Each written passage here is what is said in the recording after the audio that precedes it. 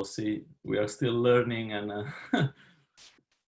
on the spot. So yes, so thank you for being here. I see many people, 28 at the moment.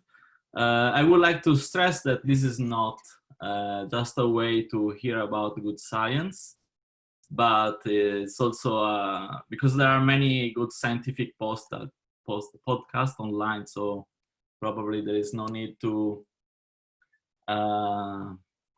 add other material, but it's also a way to maintain a regular contact within our community, so colleagues, professors, and students. So there is no better way, I think, to start the colloquium with a new entry of our community. So Ryo Hirai. I'm receiving, sorry. Yes, we are. I just want to tell you that we are already recording. So I will start to introduce Ryo, which is lost Ryo here. Ryo, are you there? Yes, I am. Yeah. Okay. So Ryo got his PhD at Waseda University in Tokyo in 2017. Then he moved to Oxford, and he recently joined us in December to work with Ilya. And today he's going to talk about, I think, one of his latest results. So he's going to talk about the complicated history of Eta Carinae, as you can see from his background here as well. So Ryo, so we are recording this this colloquium. I will allow for questions at the end of your talk. If you want to, if someone here wants to ask a question, then you just simply raise your hand. And so I think you have to go to the chat screen, and then on the bottom of the chat screen, you should be able to see like raise a hand or something similar. And once you have raised your hand, I will unmute you, so you will be able to ask questions to Ryo. But again, this will happen only at the, yes, I see that Duncan already wants to ask questions. So I will allow you to ask questions only at the end of Ryo's talk. So Ryo, thank you for preparing everything. And please, you can start now. Okay.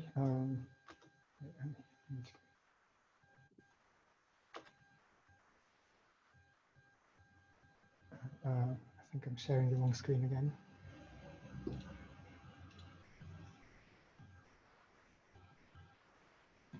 Okay, can you see my screen now?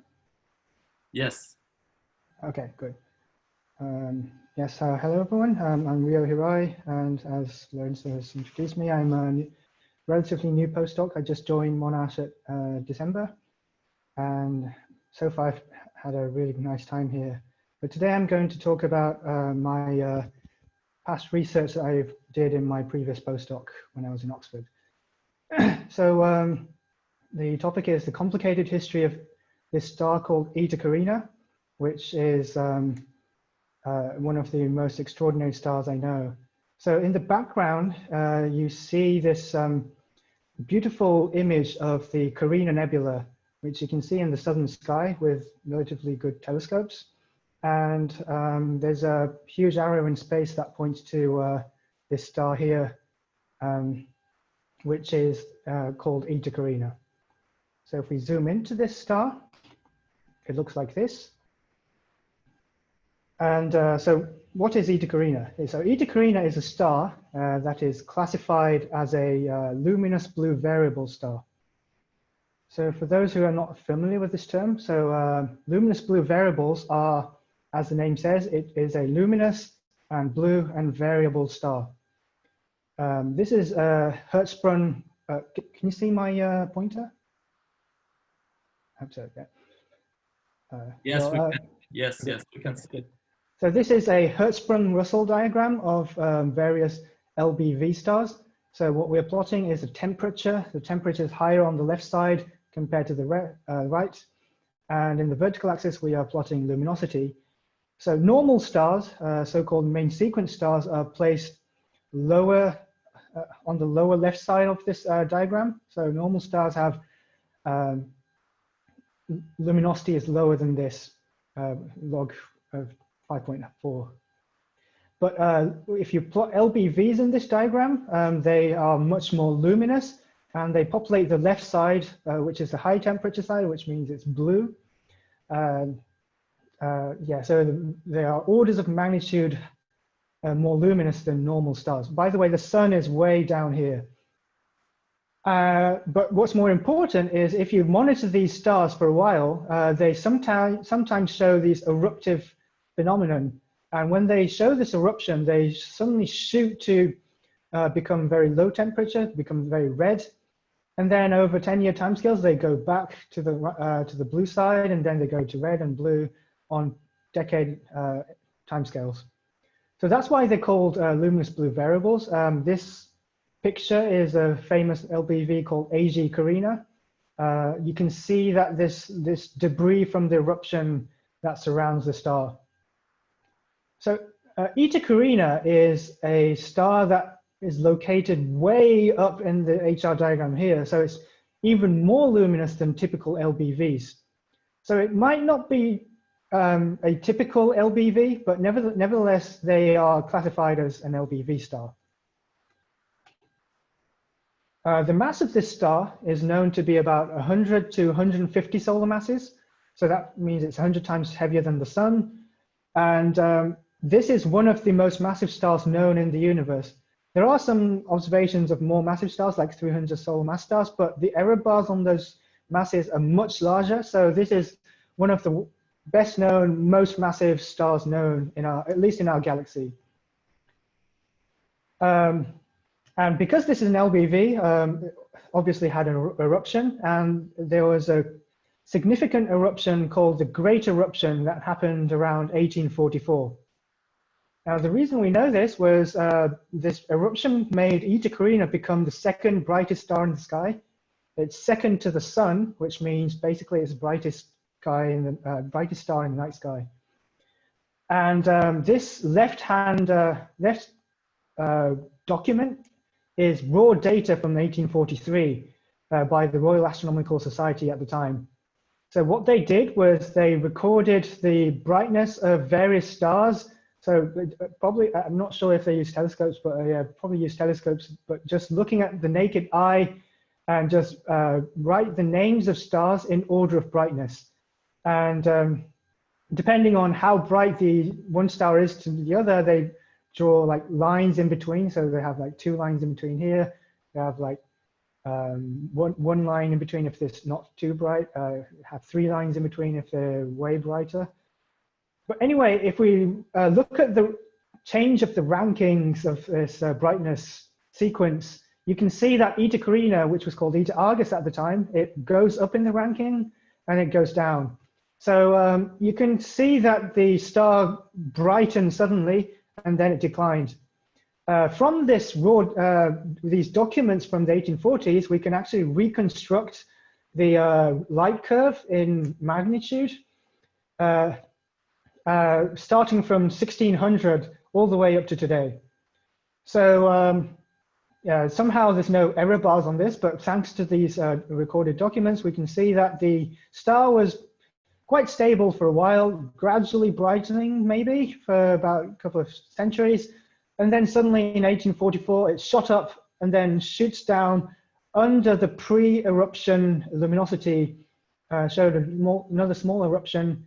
And then today it's actually re-brightening towards, yeah, back upwards.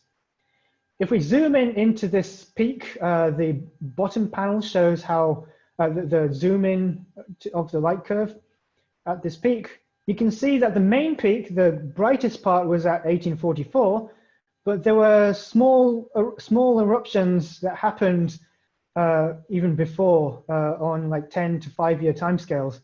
So there's one in 1828, there's another eruption in 1838, another one in 1843, and then the main peak at 1844. Even after the main eruption, there were some small eruptions, and if you look into 1890, there was another eruption, but much dimmer than the ones that preceded the Great Eruption.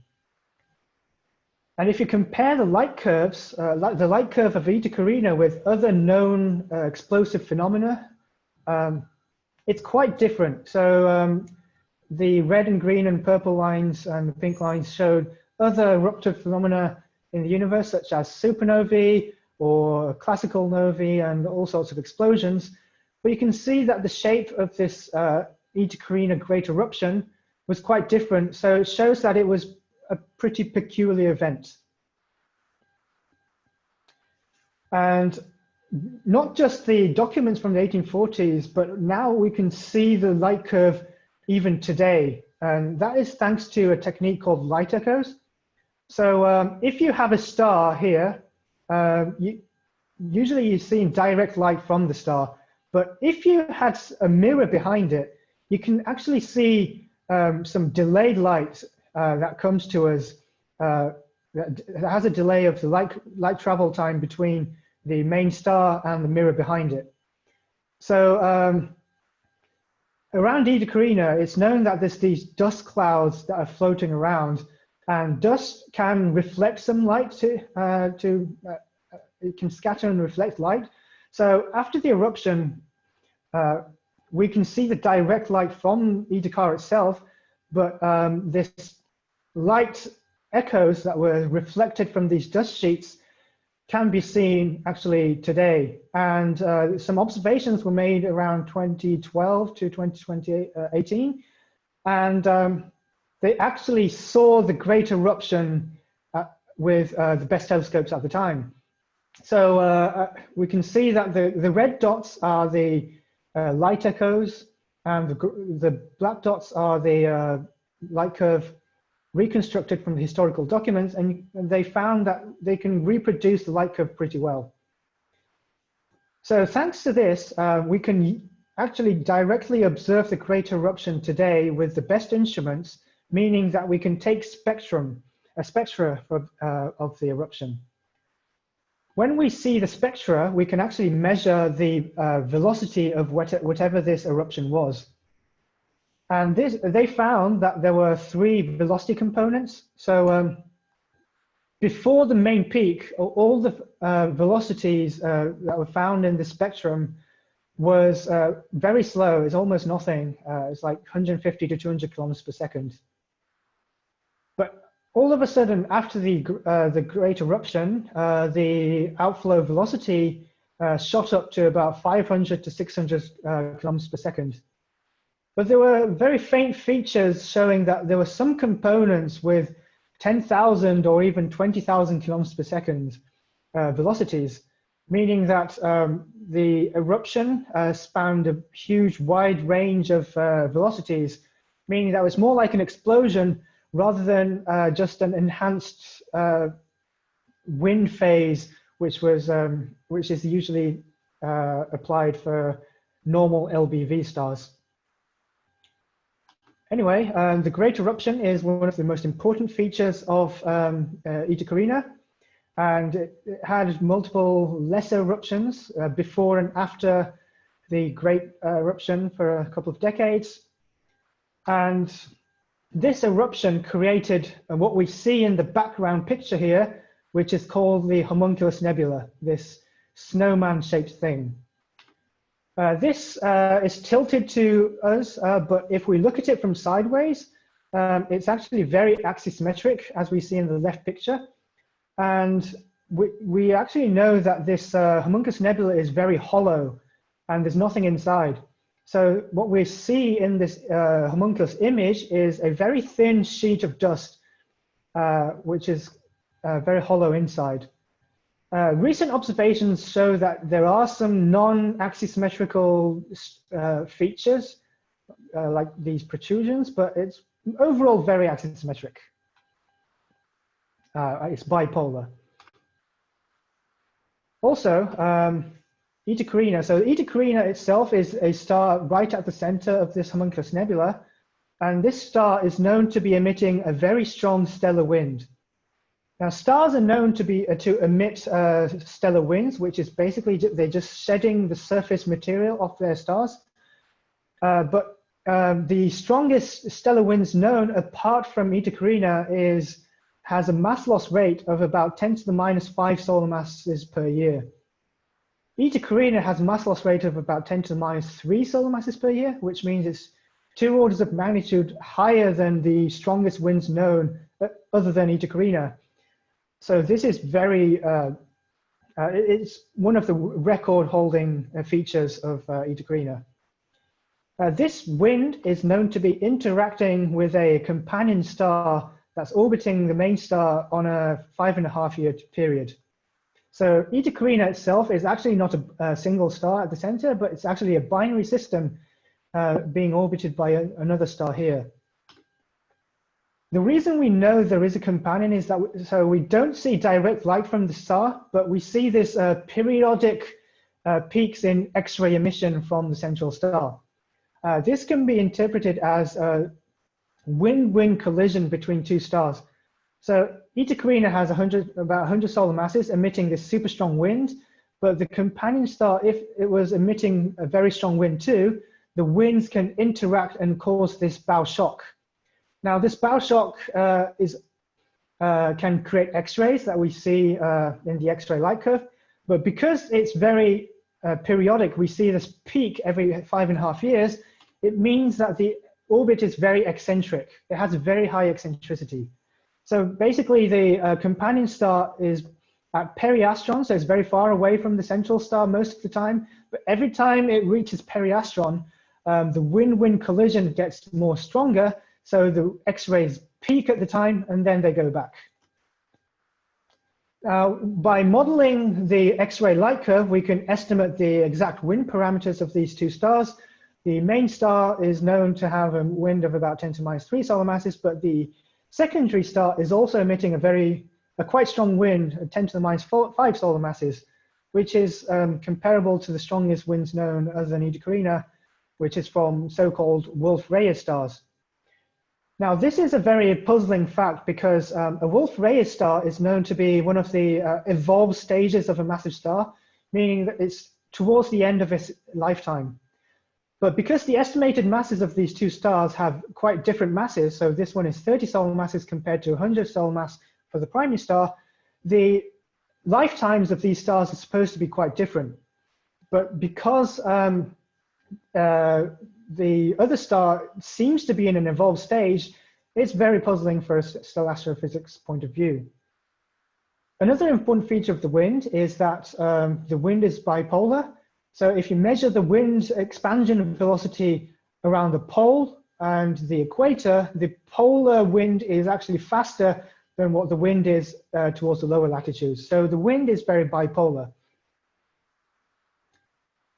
Now, so the wind is another characteristic feature of Eta Carinae, and we know, because of that, we know there's a companion star orbiting the main star, and the orbit is aligned with the equator of this homunculus nebula. And last but not least, there's another thing that is the features outside the homunculus nebula. So the homunculus nebula is this snowman-like thing, but we can see this red stuff even outside the homunculus nebula. Even further outside, there are these dots and knots and stuff that are all expanding outwards. And these knots outside the homunculus are known to have slower velocities than the homunculus expansion velocity. So that means if you trace back the velocity towards the center, the date that these things were ejected should have been centuries before the Great Eruption, which was in 1844. So these blue arrows here were probably ejected somewhere around 1250, these green arrows around 1550, and these red arrows around 800, and the Great Eruption in 1843 or 1844. Now, because these faster arrows are actually catching up with the slower arrows, they are overtaking the material, they create shocks there, and they are known to be emitting X-rays. But another peculiar feature of these outer ejectiles is that each ejection seems to be one-sided. So it's not spherical, it's not bipolar. These previous ejections look rather like one-sided and not correlated with the homunculus symmetry axis. So I've just rushed you through all the observed features of this extraordinary star. It's being very well observed because simply it looks fantastic and it's very unusual. It's unlike anything we know. So the main things are it had a great eruption with an energy that was is comparable to a weak supernova. And the central star is emitting super strong winds. It's being orbited by a companion on a very eccentric orbit, but it also had these historical ejections centuries before the main Great Eruption. And there's also very other details that are known too, but what theorists want to know is how this peculiar star was created. So in order to explain how this star was created, any scenario has to explain all these observed features self-consistently. Now, this is a summary of the previous known formation scenarios that were proposed, and they can be roughly grouped up into 3 different categories based on how they explain the main eruption. So the classical scenario was that, okay, Eta Carinae is a normal LBV, so this great eruption was one of the LBV activities, so an LBV outburst. And that happens many times, so it can explain why it happened on multiple times. But normal LBVs have nowhere near the energy and mass compared to the great eruption of Eta Carinae. Also, because these are single stars, as we saw in the Eta Carinae picture, they are usually quite spherical explosions. So it doesn't explain why it should be a bipolar explosion. Some other recent popular models are pulsational pair instability models. So if you have a star that is larger than about 100 solar masses, they are known to have this instability called pair instability towards the end of their lives. That is when they create electron-positron pairs in the center of the star, which sucks away the pressure, so it causes an implosion, it raises the temperature at the center, and causes an explosion that goes outwards. When the mass of the star is in just the right range, the explosion is not one once in a lifetime thing, but it's known to happen multiple times, causing these pulsations. And the estimated pulsation energy and masses are roughly consistent with what Eta Carinae is. But again, this is a single star model. It doesn't explain why it should be bipolar. So the current most favorite model is the merger model, where you merge 2 stars together. And because the orbit of these 2 stars contains a lot of energy, this energy has to be dumped into the center of the star, and that would cause an explosion. And the energy scale and mass scale is very consistent with what Eta Carinae is. Also, because it is a merger, the energy is brought in from an orbit. The orbit has a huge reservoir of angular momentum, which creates a special direction. So we naturally expect that the explosion should be bipolar or prolate, or in a somewhat axisymmetric manner. But the problem of the merger model is that a merger is a once-in-a-lifetime thing. It's a terminal event. So you don't expect to have multiple explosions that happened centuries before. So basically, none of the models in the past have successfully explained all the observed features self-consistently. So what we did was we constructed this new formation scenario based on the merger scenario, but we have improved it to explain every single observed feature self-consistently. Our model starts off as a hierarchical triple system. So you have a binary star of 2 very massive stars, and this binary is orbited by another 3rd star on a wider orbit. So it's in a hierarchical system, and this is very stable. However, the most massive star will evolve eventually, and when stars evolve, they increase their radii. When they increase their radius, it's known that matter will be transferred to the other star, and when this happens, the mass will change. So it starts off as 60-40, but it eventually becomes 50-50, and then eventually it becomes 30-60, and so on. So when this happens, due to angular momentum conservation, it's known that when you transfer mass from a lower mass star to a higher mass star, the orbit can widen. And because it widens, the hierarchy of the orbits can be ruined, making the system unstable. Regardless of the instability, even if it's not unstable, triple systems are known to show these phenomena called Kozai-Lidov oscillations, where the eccentricity of the inner orbit goes up and down periodically in exchange with the orbital mutual inclination of the inner and outer orbits. But once it becomes unstable, these Kozai-Lidov oscillations become even more violent. So the eccentricities reached at the peaks of these periodical oscillations become even larger. Now, when in an eccentric orbit, the distance between the two stars at periastron becomes so close that it becomes comparable to the radii of the stars.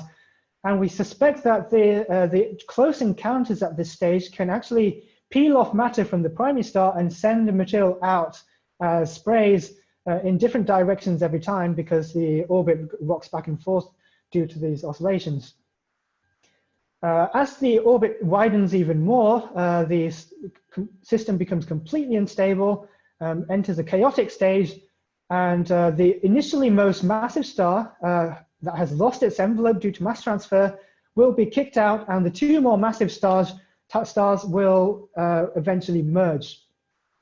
Now, when a stellar merger happens, we think that the merger will create this thing called a common envelope, and the two cores of the stars will merge, will spiral inside this common envelope.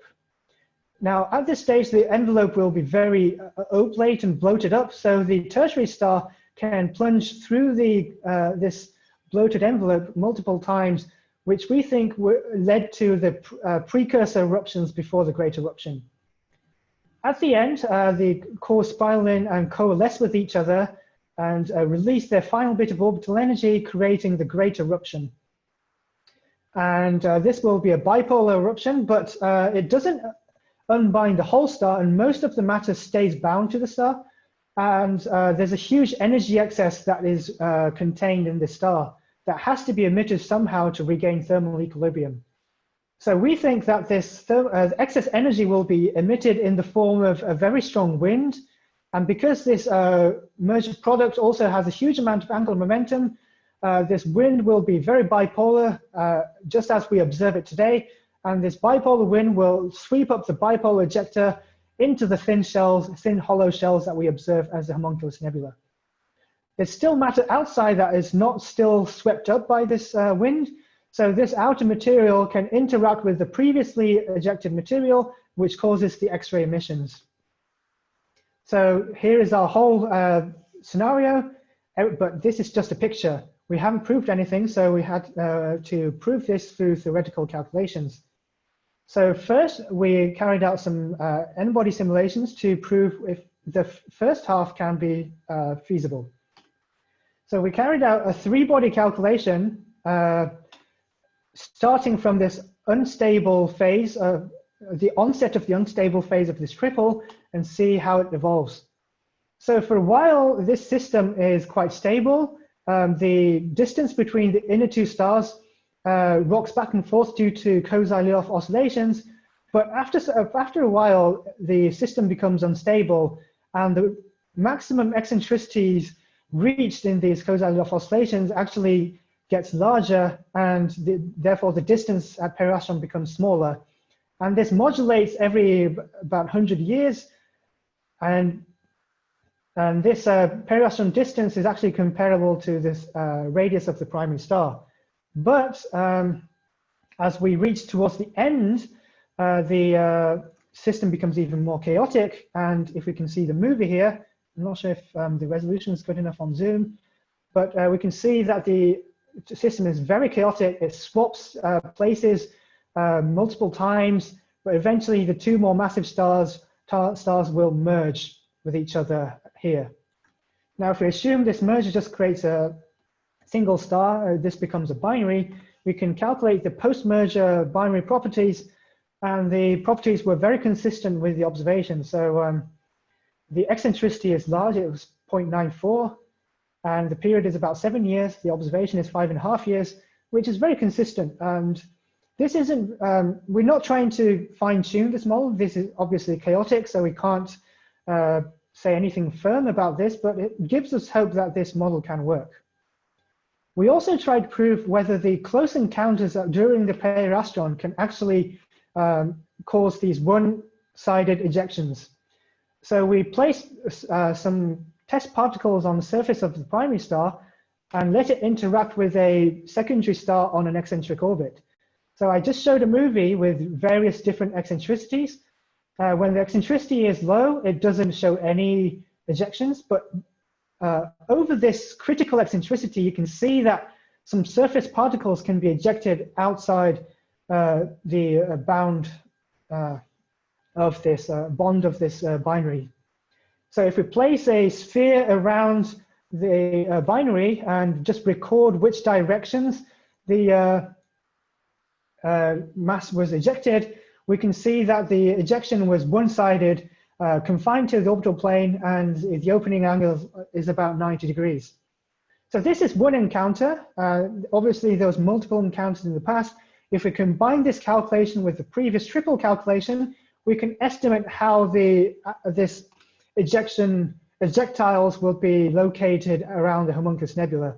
So I'm showing how the ejections happened around the homunculus nebula, shown in the red and blue spheres. And you can see the ejectiles are placed rather in this torus shape, but it's not aligned with the homunculus axis, symmetry axis. If we look at these ejectiles from the angle that we observe Eta Carinae and color our arrows in the same way that the observers did, we can see that the distributions match quite well. So you can see that the blue arrows on the left side are one-sided, and it's roughly consistent with these blue arrows here. There's a bunch of green arrows going in a different direction. There's a bunch of yellow arrows going in another direction. And finally, some red arrows that go in, are closest to this homunculus nebula. So our triple interaction scenario seems to work quite well. We can explain some of these features. So the companion had a high mass loss rate because it was the initially most massive star. So it's the most evolved star that was kicked out due to triple interactions. Sorry. And the secondary mass is about 30 solar masses. Well, that's by construction, but the eccentricity of this orbit was very high because it was kicked out. It's hard to kick out a star on a circular orbit. And the orbit was can be aligned with the homunculus equator. In our model, the alignment was about 20 degrees off, so it was 20 degrees misaligned, but this doesn't necessarily need to be 20 degrees. It can be high, it can be low, because it's simply chaos. So it's not refuted. Also, the historical ejection somehow happened on the century intervals. We don't know what causes this timescale. Maybe Rosemary may know, but I don't know how this timescale is determined. But this is consistent with the observations. Each time the ejections were one-sided and pointing at different directions, and the velocity is consistent with what we observe. So that verifies our first half of the scenario. Now for the second half. So for the second half, we want to show that whether a merger can actually cause this common envelope spiraling that leads to a great eruption, and does it finally form a homunculus-like nebula? Now, a common envelope phase, we see here in this middle panel, is a very complicated phase. So that is when two stars merge with each other. I'm showing some 3D calculations by a German group. It's a very complicated phenomenon with,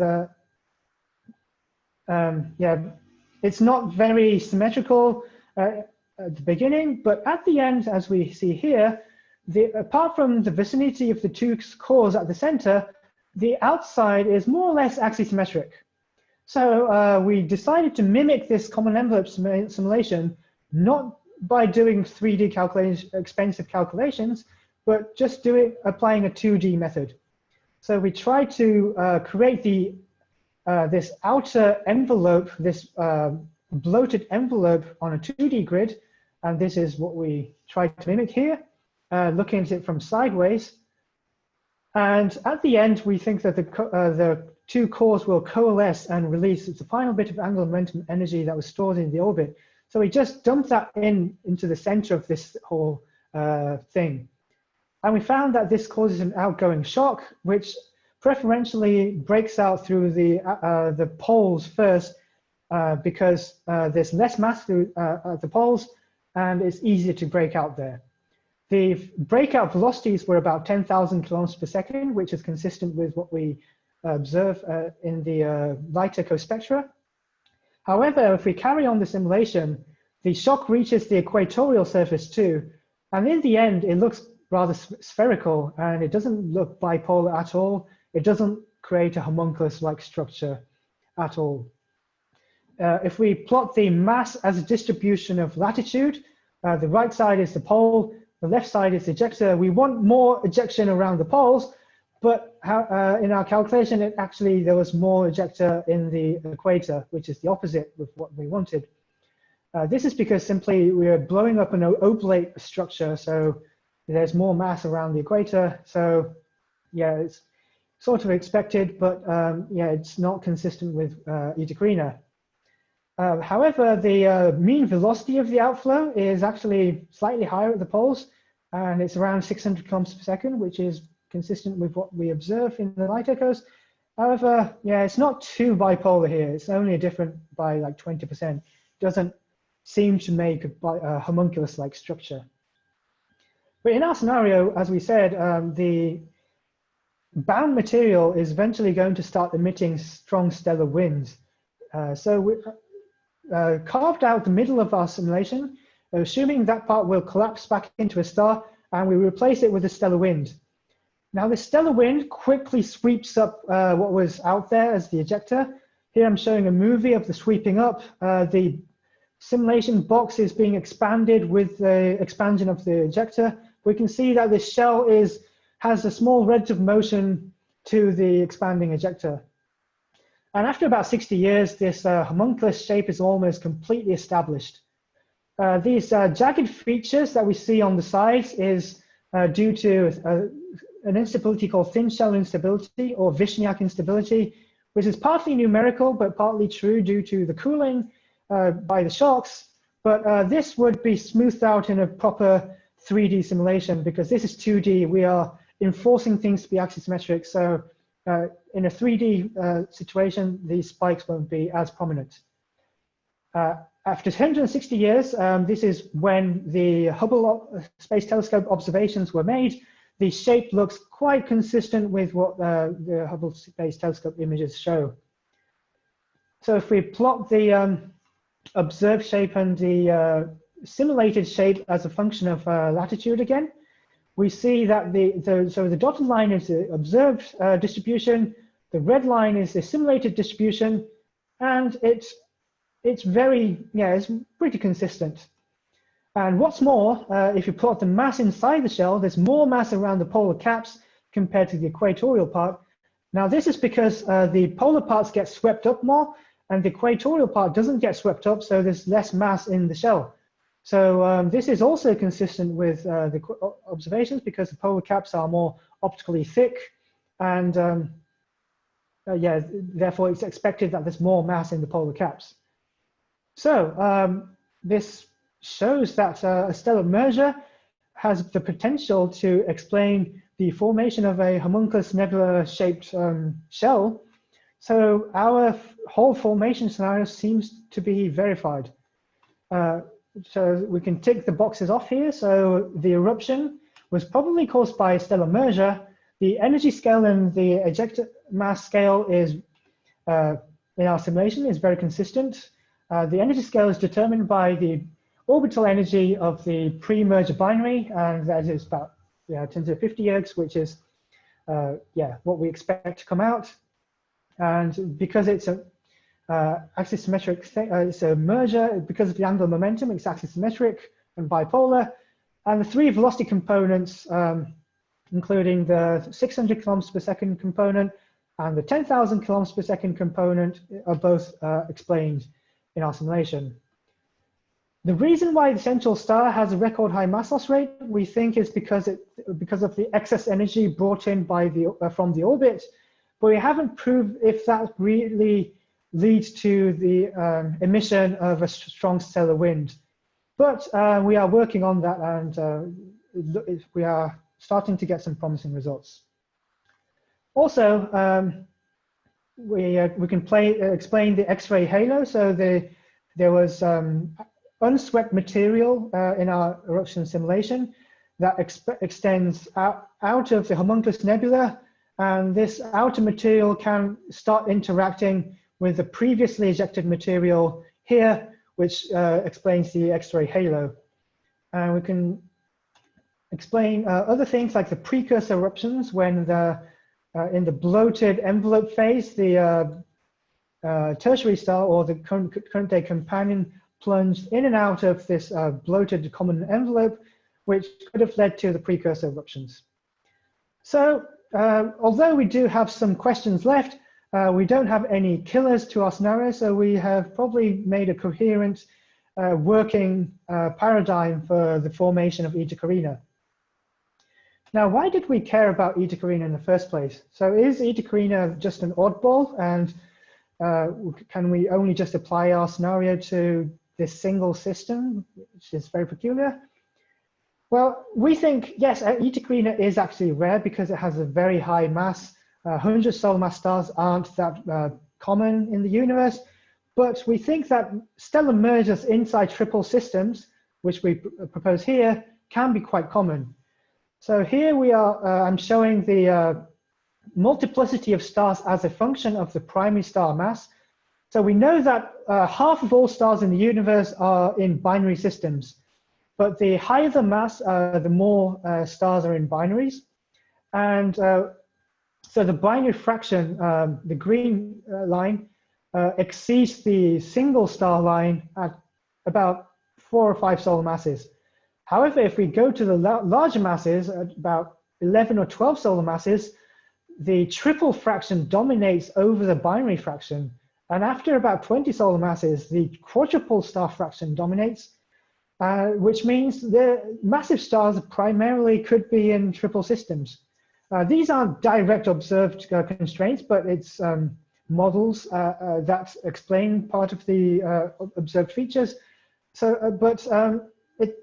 it suggests that triple systems for massive stars are very common, and stellar mergers can happen there very easily due to these triple induced instabilities. And I think that these mergers in triples can explain other astrophysical phenomena, such as B X-ray binaries, B or B bracket E stars, which are stars that have this things called decretion disks around it. Now, nobody knows properly how these decretion disks were formed, but if a stellar merger happened, it has enough angular momentum to potentially form these decretion disks. And that means if this was a merger, it should have been a triple system. So this current, most B X-ray binaries are orbited by a neutron star. So it should have been a triple system before. So the triple interaction can induce a merger that causes this decretion disk, and could explain this. I'm not 100% convinced, but it could possibly be one of the channels to create these systems. There's also possibilities that it creates this class of supernovae called interaction-powered supernovae, or type 1Bn 2n supernovae, which is a supernova that goes off inside a nebula. So if a supernova goes off today inside Eta Carinae's homunculus nebula, so Eta Carinae today is a 100 solar mass star, so it's eventually going to cause a supernova. And if that blows off inside the shell, it's going to interact with this shell and cause these narrow lines, which is classified as these interaction-powered supernovae. So I'm suspecting that most of these interaction-powered supernovae could have been merger products. So the merger causes these, creates this circumstellar material, and then the supernova goes off inside, and so on. Some interaction-powered supernovae are known to have binary companions today, so it should have been a triple system if it was a merger. Also, I think there's these objects called IPTF 14HLS that could be explained through this channel, and all sorts of other things that could be explained through a merger in a triple system. So we can use the knowledge we gain from Eta Carinae to understand the physics of how stellar mergers happen and how triple systems can induce these stellar mergers, and use that knowledge to understand the formation of these other interesting astrophysical phenomena that don't have very good explanations at the moment. So I think I'm running out of time. So this is my summary. So we have constructed a new scenario for the formation and evolution of Eta Carinae, which starts off as a hierarchical triple system, and it induces a merger, and the merger creates this bipolar homunculus nebula. We have kind of proved this scenario through 2D hydrodynamical simulations and 3-body dynamical simulations. And we think that this scenario can be used to understand the physics of mergers by comparing our models with the detailed observations of Eta Carinae, and use that knowledge to explain other peculiar phenomena and stars that are currently in binary systems that don't have good explanations at the moment. Thank you for your attention. Thank you very much, Rio. Very interesting talk. It's impressive how you, like someone who studies the past, goes back and studies the past of this object. So I will ask you to keep sharing your screen. Yeah. And I will allow for questions. So again, if you want to ask a question, I'm talking to everybody now. If you want to ask a question, just go to the chat and raise your hand, and then I will unmute you. Yes, it's a pity that we cannot applaud, that we cannot clap, but it's like people are doing this on the chat. Thank you very much. So. Any question?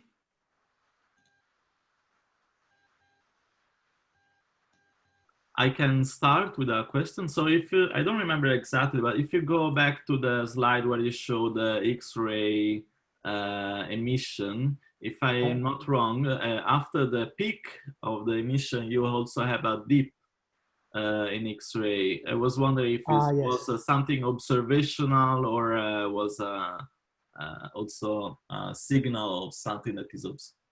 Yeah, so during these periastron encounters,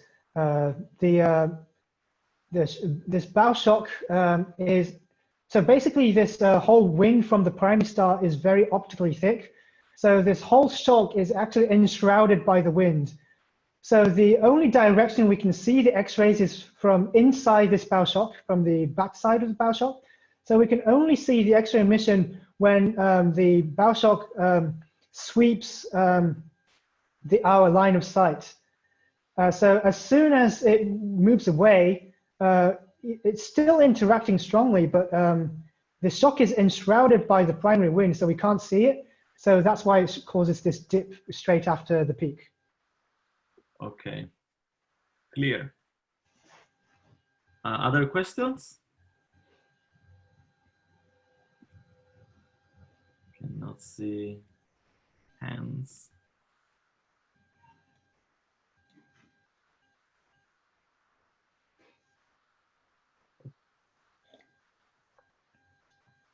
Okay, if there are no other questions, I will just say a couple of things.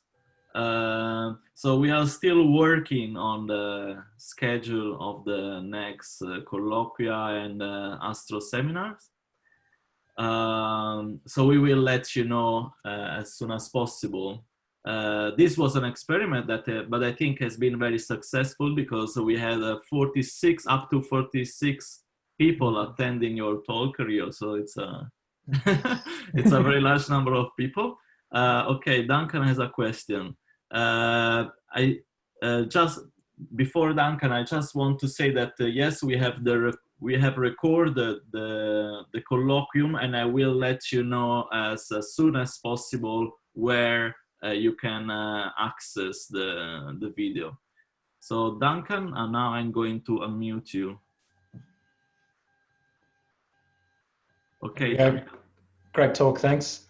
Sorry if I missed it because I had to step out briefly during your talk, but does your picture here of what's going on in the system give us any predictive capabilities? Do we know when the next super, great outburst might occur? Or?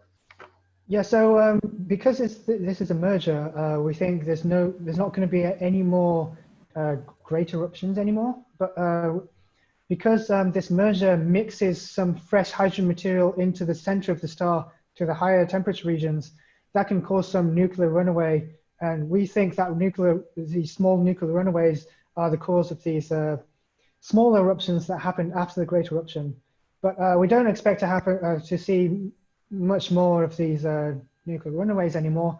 But one predictive thing that we predict is that there's lots of models that try to model the Homunculus Nebula before, but our model is the only model that is a sweep up of slower material by faster wind. And this predicts that the Homunculus Nebula should still be accelerating today. So in the classical theories, people thought that this faster wind has the more mass. So this faster wind is crashing into slower material, so it's being decelerated. But actually, our scenario predicts that the shell should be accelerated, and that could be measured by proper motions if we measure the proper motions today. So the last measurement by Hubble Space Telescope was in 2005. So it's already 15 years now. So 15 years out of about 200 years. So it should have expanded by about 10%, and the acceleration should be about 1%. So I think it could be observable. Great, thanks. Good luck. Yeah. Okay, before concluding, Michael Morgan would like to say something, I think. So now I'm going to unmute Michael as well. Okay, Michael, you can speak. Right, thanks, Lorenzo. First of all, Ryosuke, excellent talk. I enjoyed it. I want to say how much I appreciate everyone getting together for these talks. I think this is absolutely crucial that we keep the momentum of these seminars and colloquia going.